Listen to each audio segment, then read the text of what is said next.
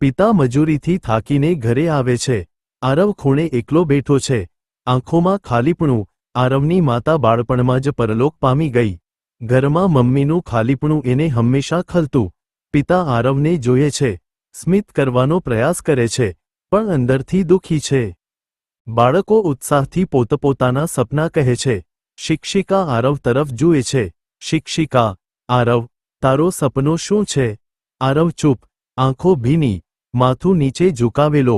શિક્ષિકા આગળ વધે છે, આરવના માથા પર હાથ ફેરવે છે। શિક્ષિકા મમતા ભરેલી અવાજમાં: ડર ના, તારા સપના ઊંચા ઉડવા દે, હું હંમેશા તારી સાથે છું। આરવ આંખોમાં આશાની ચમક લઈને શિક્ષિકાને જુએ છે। આરવ રાત સુધી અભ્યાસ કરે છે, પિતા દિવાસળીના પ્રકાશે કામ કરે છે। પરીક્ષાની તૈયારી, પુસ્તક વાંચતો આરવ।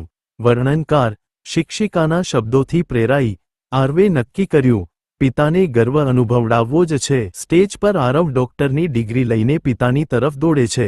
પિતા કંપતા હાથમાં ડિગ્રી લે છે, આંખોમાંથી આંસુ વહે છે।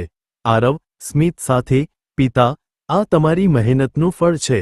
પિતા આંખ ભીની કરીને: બેટા, આજે તારી માં હોત તો ગર્વથી હસે। આરવ: પિતા, માં હજી પણ આપણા સાથે જ છે, આપણા દરેક શ્વાસમાં। બંને એકબીજાને ગળે મળે છે।